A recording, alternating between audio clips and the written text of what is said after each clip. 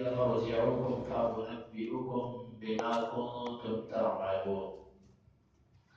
والذين آمنوا وعملوا الصالحات لندخلنهم في الصالحين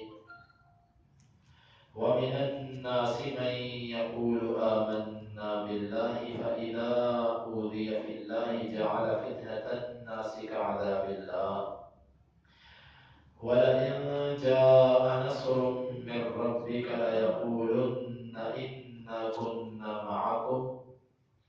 أوليس الله بأعلم بما في صدور العالمين وليعلمن الله الذين آمنوا وليعلمن المنافقين ووصينا اور ہم نے وصیت کی انسان کو بوالدیہ اپنے والدین کے ساتھ حسنا اچھائی کی وَإِذْ اور اگر جاہداک وہ دونوں کوشش کریں تجھ پر لِتُشْرِكَ کہ تو شریک بنائے بھی میرے ساتھ ما اس کو لیسا نہیں ہے لکا تیرے لیے بھی اس کے بارے میں علم کوئی علم فلا پسنا تطعہما تو ان دونوں کی اطاعت کرنا الیہ صرف میری ہی طرف ہے مرجعکم تمہارا لوٹنا فأنبئکم بس میں تم کو خبر دوں گا بما اس کی کنتم تھے تم تعملون عمل کرتے ہیں والذین اور وہ لوگ آمنوا جو ایمان لائے وعملوا اور انہوں نے اعمال کیے الصالحات نیک لندخلنہم البتہ ہم ضرور بالضرور ان کو داخل کریں گے فی الصالحین نیکوں میں ومن الناس وہ کا مطلب اور من کا مطلب سے الناس لوگوں من وہ ہے یقول جو کہتا ہے آمنا ہم ایمان لائے من وہ ہے یقول جو کہتے ہیں آمنا ہم ایمان لائے باللہ اللہ کے ساتھ فَإِذَا پس جب اوذیا وہ اذیت دیا جاتا ہے فی کا مطلب میں اللہ جعل وہ کر دیتا ہے فتنہ آزمائش الناس لوگوں کی کعذاب اللہ مانند اللہ کے عذاب کے ولئن اور البتہ اگر جاء آ جائے نصر مدد من سے ربی کا تیرے رب کی طرف سے لا یقولن البتہ وہ ضرور بالضرور کہتا ہے انا بے شک کننا ہیں معاکم تمہارے ساتھ اولیسا حمزہ کا مطلب کیا واو کا مطلب اور لیسا نہیں اولیسا اور کیا نہیں اللہ بأعلم سب سے زیادہ جاننے والا بما اس کو فی میں صدور سینوں العالمین جہانوں کے ولا یعلمن البتہ ضرور بالضرور جان لے گا اللہ الذین ان لوگوں کو آمنوا جو ایمان لائے ولا یعلمن اور البتہ وہ ضرور بالضرور جان لے گا المنافقین منافقوں کو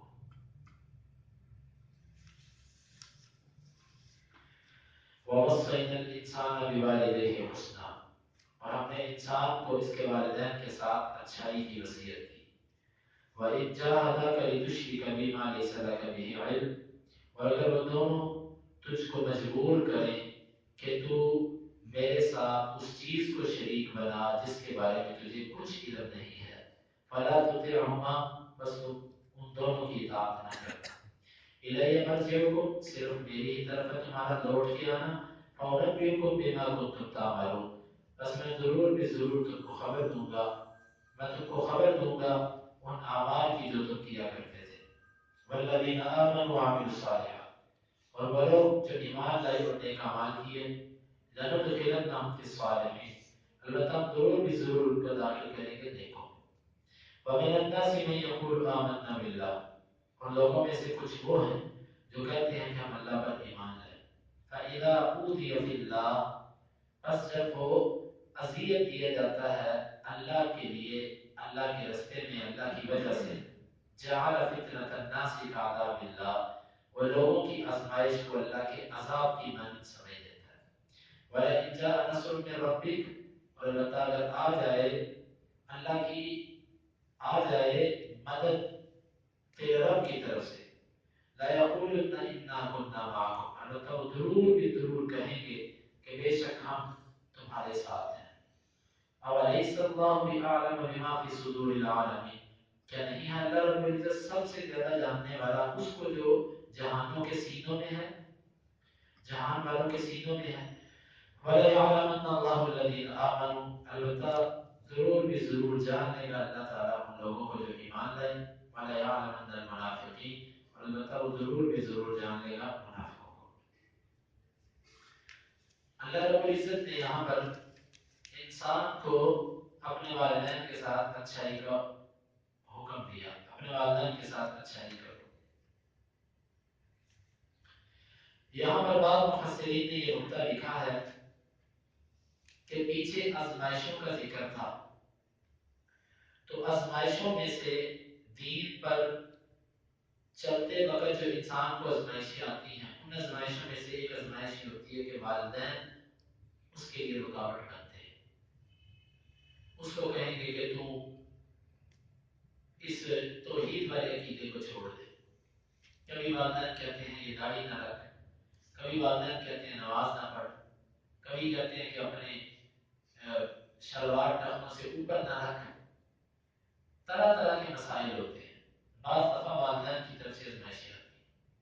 اور والدین کا حق اللہ رب العزت کے بعد اور رسول اللہ صلی اللہ علیہ وسلم کے بعد سب سے زیادہ حق انسان پر والدین کا ہوتا ہے۔ اسی لیے اکثر مقامات پر قرآن مجید میں اللہ تعالیٰ نے اپنے حقوق کا بیان کرنے کے بعد والدین کا ذکر فرمایا، شرک کی مذمت کرنے کے بعد والدین کا ذکر کیا کہ جس طرح خالق حقیقی منعم حقیقی اللہ رب العزت ہے، اس کے ساتھ شرک حرام، اس کی نافرمانی حرام، اسی طرح مجازن انسان کا جو رب ہے وہ اس کے والدین ہیں، ان کے ساتھ بھی نافرمانی اور ان سے روگردانی بالکل حرام ہے۔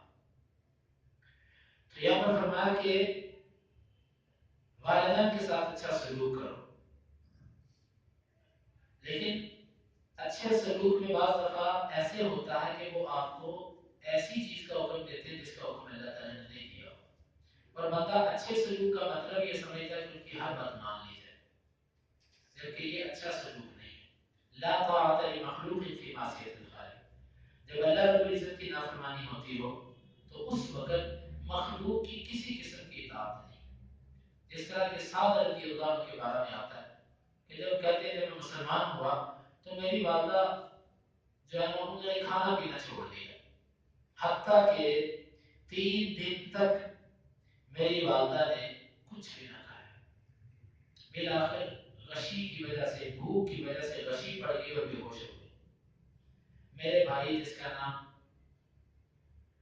عمارہ تھا وہ اٹھا اور اس نے پانی پلایا، پھر وہ ہوش میں آئی، اور ہوش میں آتے ہی وہ کہتی ہے کہ وہ صاحب کہتے ہیں مجھے بد دعائیں دینا شروع کر دیا، بد دعائیں دینا شروع کر دی، برا بھلا کہنا شروع کر دیا۔ تو آخر بیٹا ہے، دکھ بھی ہوتا ہے اس بات پہ، ڈر بھی جاتا ہے بندہ ماں باپ سے کبھی نہ کبھی۔ تو اللہ رب العزت نے آیات نازل کر دی، وہ کہتے ہیں کہ یہ آیات اللہ رب العزت نے نازل کر دی کہ جن آیات کے اندر یہ حکم تھا کہ اگر تیرے والدین تجھے مجبور کریں اپنے رب کے ساتھ شرک کرنے پر تو تم نے ان کی اطاعت نہیں کرنی۔ بس قانون یہ بن گیا اللہ اور اس کے رسول کے مقابلے میں سب سے قریبی جو انسان کے مخلوق میں رشتہ ہوتا ہے وہ والدین کا ہوتا ہے۔ ان والدین کی بات بھی اگر اللہ اس کے رسول کے مقابلے میں آ جائے تو آپ نے اس کو نہیں مانا۔ وَإِن جَاهَدَاكَ لِتُشْرِكَ بِمَا لَيْسَ لَكَ بِهِ عِلْمٌ فَلَا تُطِعْهُمَا إِلَيَّ مَرْجِعُكُمْ فَأُنَبِّئُكُم بِمَا كُنتُمْ تَعْمَلُونَ۔ تمہارا لوٹ کے آنا صرف میری طرف ہے، میں تم کو خبر دوں گا ان اعمال کی جو تم کیا کرتے تھے۔ والدین کے ساتھ احسان کی صورتیں ہم نے پچھلے اسباب کے اندر واضح کی تھی، یاد دہانی کے لیے میں پھر دوہرا دیتا ہوں۔ والدین کے ساتھ احسان زندگی میں بھی ہوتا ہے اور مرنے کے بعد بھی ہوتا ہے۔ زندگی میں احسان یہ ہے کہ ان کی ضروریات زندگی پوری کی جائیں، اور اسی طرح ان کا کہا مانا جائے، اور ان کے سامنے اونچی آواز سے نہ بولا جائے، ان کو اذیت نہ پہنچائی جائے، ان کی خوشی اور ناخوشی کا مکمل لحاظ رکھا جائے۔ جب وہ بوڑھے ہو جائیں پھر ان کے حقوق اور بڑھ جاتے ہیں، ان کا اور خیال رکھا جائے، اور جب وہ آپ کو کہیں کہیں ان کو لے کر بھی جائیں، وہ اپنے کسی بھائی سے رشتے دار سے ملنے کی خواہش کریں ان کو لے کر بھی جائیں۔ یہ مکمل حقوق والدین کی زندگی کے اندر ہے، اور جب وہ دنیا سے چلے جائیں پھر بھی ان کے حقوق ہیں، پھر ان کے لیے ہر وقت دعائیں کرتے رہنا، اپنی دعاؤں میں ان کو یاد رکھنا، اور اسی طرح ان کے لیے ان کی طرف سے صدقہ جاریہ کرنا، اور ایسے ہی جو ان کے رشتے دار ہیں، جو رشتے داریاں ان کی وجہ سے تھی اس کو باقی رکھنا، اور جو ان کے دوست احباب تھے ان کے ساتھ تعلقات رکھنا، جس طرح کہ عبداللہ بن عمر رضی اللہ عنہ کے بارے میں آتا ہے، ادب المفرد میں امام بخاری سے روایت کو لائے کہ جا رہے تھے سواری پہ اور ان کے ساتھ ان کا ایک گدھا بھی تھا اور ایک اونٹ تھا، تو سر پر پگڑی پہنی ہوئی تھی، راستے میں ایک بدوی دیہاتی ملا، اس کو دیکھ کے کہنے لگے کہ تو کون ہے؟ وہ کہنے لگا میں فلاں کا بیٹا ہوں۔ عبداللہ بن عمر رضی اللہ عنہ نے اپنی پگڑی اتار کے اس کے سر پہ باندھی اور اپنا جو گدھا تھا وہ اس کو پکڑا دیا، اس کو کہنے لگے کہ تو لے جا۔ کسی نے اسے کہا کہ عبداللہ بن عمر آپ نے یہ کیا کیا؟ یہ آپ کا اتنا عمدہ قسم کا گدھا تھا جو آپ نے سواری کے لیے رکھا ہوا تھا، تو آپ نے اس کو دے دیا۔ عبداللہ بن عمر رضی اللہ عنہ فرمانے لگے کہ یہ اس کا جو والد تھا وہ میرے والد کا دوست تھا، اس کا والد میرے والد کا دوست تھا، اس لیے میں نے اپنے والد کے احسان کو باقی رکھا ہے۔ اور ایک روایت کے یہ لفظ ہے ان من ابر البر، بڑی نیکیوں میں سے ایک نیکی یہ ہے کہ تو اس کے ساتھ نیکی کر کے جس کے ساتھ تیرے والدین نیکی کیا کرتے تھے۔ یہ بھی والدین کے ساتھ احسان کی صورت ہے ان کے دنیا سے چلے جانے کے بعد، کہ ان کے جو معاملات تھے، خیرات کے جو طریقے تھے اس کو جاری رکھا جائے، جاری ساری رکھا جائے۔ نبی صلی اللہ علیہ وسلم عائشہ رضی اللہ عنہ کہتی ہیں کہ آپ اکثر جب کوئی چیز آپ کے پاس آتی تو آپ خدیجہ رضی اللہ عنہ کی سہیلیوں کو بھیجا کرتے تھے۔ یہ روایت بھی ادب المفرد میں امام بخاری لے کر ہے۔ خدیجہ رضی اللہ عنہ کی سہیلیوں کو بھی کوئی کھانے پینے والی چیزیں ان کے گھروں میں بھیج دیا کرتے تھے، یہ کہا کرتے تھے کہ یہ میری خدیجہ کی ساتھی تھی۔ اتنا یعنی کہ نبی صلی اللہ علیہ وسلم اپنی اس وفادار بیوی کے ساتھ بھی کیا کرتے تھے، تو جو والدین ہیں ان کا حق تو بیویوں سے بھی زیادہ ہوتا ہے، حتیٰ کہ اگر والدین یہاں تک کہتے وہ اگر کسی سے مطمئن نہ ہو، جیسا کہ عبداللہ بن عمر رضی اللہ عنہ کہتے ہیں کہ ایک ان کی جو بیوی تھی ان کو بڑی پسند تھی لیکن عمر رضی اللہ عنہ کو وہ پسند نہیں تھی، تو عمر رضی اللہ عنہ نے ان سے کہا کہ اس کو طلاق دے، تو عبداللہ بن عمر نے طلاق نہ دی، تو عمر رضی اللہ عنہ نبی صلی اللہ علیہ وسلم کے پاس آئے اور آ کر کہا کہ میں نے اس کو کہا ہے طلاق، تو یہ طلاق نہیں دیتا۔ نبی صلی اللہ علیہ وسلم نے فرمایا کہ تم اپنے باپ کی بات مان، چنانچہ عبداللہ بن عمر نے اس کو طلاق دی۔ والدین کا بہت حق ہے، بہت ان کا حق ہے، ان کے سامنے اف تک کہنے سے بھی منع کیا گیا۔ یہ ہے والدین کے ساتھ احسان کا حکم۔ والذین آمنوا وعملوا الصالحات لندخلنهم فی الصالحین، اور وہ لوگ جو ایمان لائے اور نیک عمل کیے ہم ان کو ضرور بھی ضرور نیکوں میں داخل کریں گے۔ بعض مفسرین نے یہاں پر نقطہ لکھا ہے، وہ کہتے ہیں کہ والدین کی جب آپ بات نہیں مانو گے دنیا میں، وہ آپ کو شرک کی طرف بلائیں، برائی کی طرف بلائیں، آپ ان کی بات نہیں مانو گے تو آپ کی ان سے قطع تعلقی ہو جائے گی۔ جب قطع تعلقی ہو جائے گی تو ظاہر بات ہے انسان کا جب والدین سے رشتہ ٹوٹتا ہے تو دکھ تو اس کو ہوتا ہے۔ تو اللہ رب العزت نے اس دکھ کو ختم کرنے کے لیے فرمایا کہ والدین کے ساتھ اگر تمہارا رشتہ ٹوٹا ہے لندخلنهم فی الصالحین، ہم تمہیں نیکوں میں داخل کر دیں گے، ہم تمہارا نیکوں کے ساتھ ایک رشتہ جوڑ رہے ہیں تاکہ تمہارا ان سے رشتہ پکا ہو جائے اور تمہیں ادھر کا کام ہلکا ہو جائے۔ جس طرح کے انبیاء بھی اس بات کی جو ہے وہ دعائیں کرتے رہے ہیں کہ وَأَدْخِلْنَا فِي عِبَادِكَ الصَّالِحِينَ، اللہ ہمیں نیک بندوں میں داخل کر دے، اپنے نیک ابراہیم علیہ السلام کے بارے میں اللہ تعالیٰ نے فرمایا وَإِنَّهُمْ فِي الْآخِرَةِ لَمِنَ الصَّالِحِينَ، اور وہ یقیناً قیامت کے دن نیکوں میں سے ہوں گے. صالحین جو ہیں یہ بڑا اونچا مرتبہ ہے. اللہ تعالیٰ نے نبیوں کا بھی جو ذکر فرمایا ان کو بھی صالحین کے درجے میں رکھا ہے، اگرچہ اس میں درجات ہیں. جس طرح ایمان کے درجے ہوتے ہیں نا، اعلیٰ درجے کا مومن، اس سے کم، اس سے کم، اس سے کم، اسی طرح صالحین کے اندر بھی درجے ہیں. تو اللہ تعالیٰ نے یہ ایک بہت بڑی تسلی دی کہ والدین کی قطع تعلقی کی پرواہ مت کر اللہ کے لیے، اللہ تعالیٰ تجھے صالحین کے اندر داخل کر دے گا.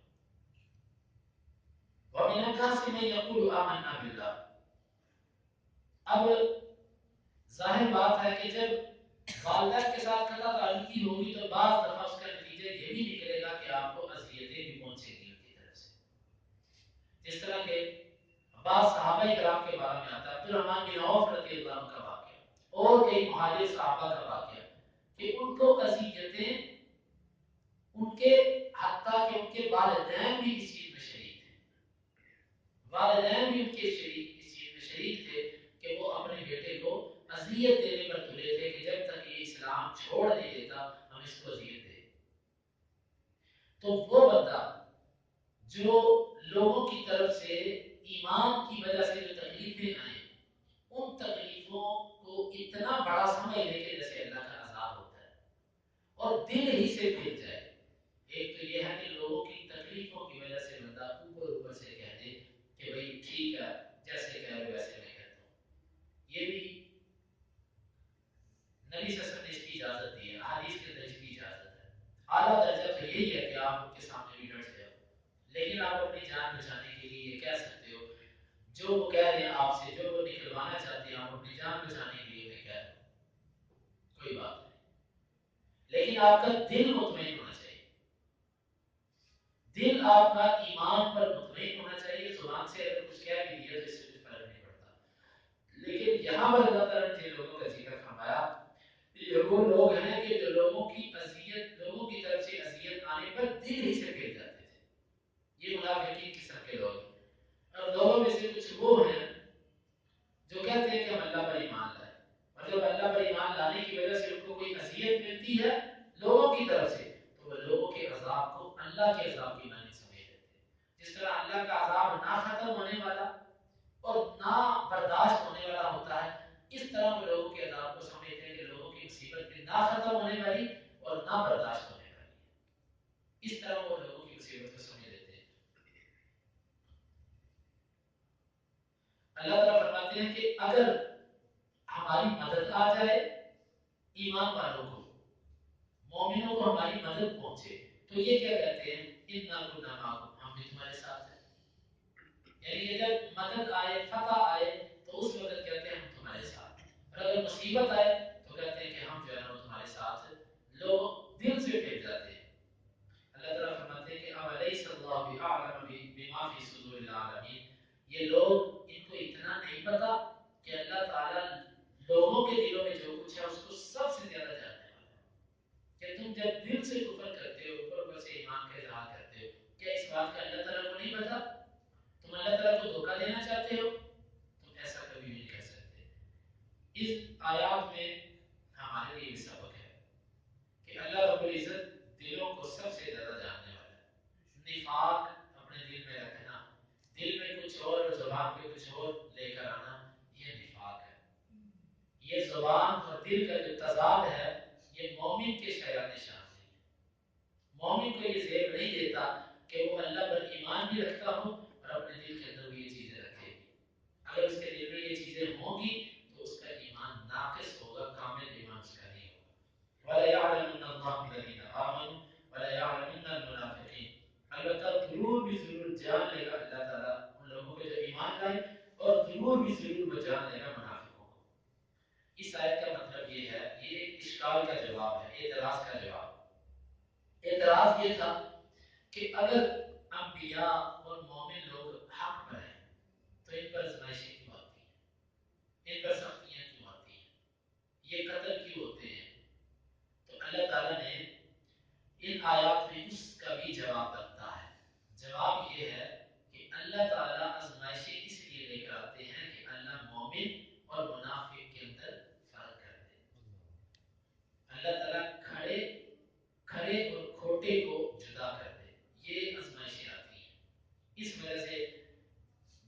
کہا جاتا ہے عند الامتحان یکرم الرجل او یہان، امتحان کے وقت آدمی یا پاس ہوتا ہے یا وہ فیل ہوتا ہے، اللہ تعالیٰ ہمیں پاس ہی کرے۔ تو بھائی یہ جو آزمائشیں ہوتی ہیں ان کے اندر جس کو اللہ تعالیٰ ثابت قدمی عطا فرمائے، یہ اللہ تعالیٰ کی بہت بڑی نعمت ہے۔ یہ جواب ہے اس کا کہ جو ذہن میں ایک اشکال آتا تھا کہ کیوں آزمائشیں آتی ہیں۔ بس یہ آزمائشیں اللہ تعالیٰ نے رکھی اس لیے ہیں کہ اللہ تعالیٰ ظاہر کر دے۔ دیکھو اللہ تعالیٰ کو تو پہلے بھی پتہ ہے، اس کا ایک جواب بھی ہم نے پہلے دیا تھا کہ علم دو طرح کا ہوتا ہے، ایک ہوتا ہے علم قبل الوقوع، کسی چیز کے واقع ہونے سے پہلے کا علم، وہ اللہ تعالیٰ کو ہے، ہر ایک کے بارے میں اللہ کو علم ہے کہ اس نے کیا کرنا ہے، کیسے کرنا ہے، کس وقت کرنا ہے، کیا انداز ہوگا، اللہ تعالیٰ کو سارا پتہ ہے۔ اور ایک ہوتا ہے علم بعد الوقوع، کہ جب چیز واقع ہو گئی، واقع ہونے کے بعد اس کے علم میں آنا کہ ہاں یہ اسی طرح ہوئی ہے جس طرح مجھے علم تھا۔ جس طرح کہ بندہ کسی کے بارے میں کہتا ہے یہ ایسے ہوگا، جب وہ ہو جائے پھر اس کو بتایا جائے کہ وہ ویسے ہی ہو گیا، وہ کہتا ہے ہاں یہ ویسے ہی ہوا جیسے میں نے کہا تھا، مجھے پتا تھا یہ ایسے ہی ہوگا۔ تو یہ علم بعد الوقوع ہے کہ اللہ تعالیٰ جان لے ایمان والوں کو اور جان لے منافقوں کو، اللہ تعالیٰ کو پتا ہے۔ بعد میں اس کا معنی یہ بھی کیا کہ اللہ ظاہر کر دے ایمان والوں کو اور ظاہر کر دے اللہ تعالیٰ منافقین کو، لیکن پہلا معنی بھی اگر لیا جائے قرآن کے ظاہری لفظوں کے مطابق تو اس میں کچھ اس میں قباحت نہیں ہے۔ اللہ رب العزت سے دعا ہے کہ اللہ تعالیٰ ہمیں ان آیات کو سمجھنے کی اور ان پر عمل کرنے کی توفیق عطا فرمائے۔ ووصینا الانسان، اور ہم نے وصیت کی انسان کو بوالدیہ حسنا، اس کے والدین کے ساتھ اچھائی کی، وَإِن جَاهَدَاكَ، اور اگر وہ دونوں تجھے مجبور کریں، لِتُشْرِكَ بِمَا لَيْسَ لَكَ بِهِ عِلْمٌ، کہ تو شریک ٹھہرا میرے ساتھ اس کو جس کا تجھے علم نہیں ہے، فَلَا تُطِعْهُمَا، پس نہ تم دونوں کی اطاعت کر، إِلَيَّ مَرْجِعُكُمْ، صرف میری ہی طرف ہے تمہارا لوٹنا، فَأُنَبِّئُكُمْ بِمَا كُنتُمْ تَعْمَلُونَ، پس میں تمہیں خبر دوں گا ان اعمال کی جو تم کیا کرتے تھے۔ وَالَّذِينَ آمَنُوا، اور وہ لوگ جو ایمان لائے، وَعَمِلُوا الصَّالِحَاتِ، اور نیک اعمال کیے،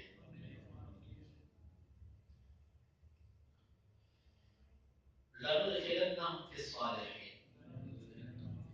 البتہ ہم ضرور بھی ضرور اس کو داخل کریں گے نیکوں میں۔ وَمِنَ النَّاسِ، اور لوگوں میں سے، من، وہ بھی ہے، یقول آمنا باللہ، جو کہتا ہے کہ ہم اللہ پر ایمان لائے، فَإِذَا أُوذِيَ فِي اللَّهِ، پر جب وہ اذیت دیا جاتا ہے اللہ کے بارے میں، جعل فتنة الناس كعذاب الله، وہ بنا لیتا ہے لوگوں کی آزمائش کو اللہ کے عذاب کی طرح۔ وَلَئِن جَاءَ نَصْرٌ مِّن رَّبِّكَ، اور البتہ اگر آ جائے مدد تیرے رب کی طرف سے، لَيَقُولُنَّ إِنَّا كُنَّا مَعَكُمْ، البتہ وہ ضرور بھی ضرور کہیں گے بے شک ہم تمہارے ساتھ تھے۔ أَوَلَيْسَ اللَّهُ بِأَعْلَمَ،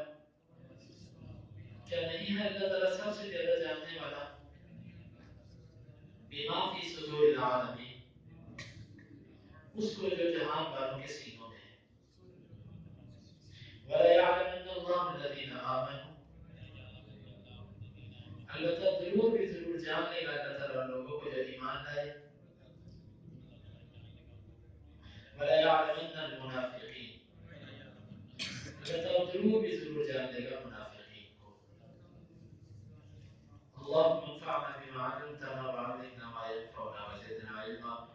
اللهم اقسم لنا من خشيتك ما يحول بيننا وبين معاصيك، ومن طاعتك ما تبلغنا به جنتك، ومن اليقين ما تهون به علينا مصائب الدنيا، متعنا اللهم بأسماعنا وأبصارنا وقوتنا أبدا ما أحييتنا، واجعله الوارث منا، واجعل ثأرنا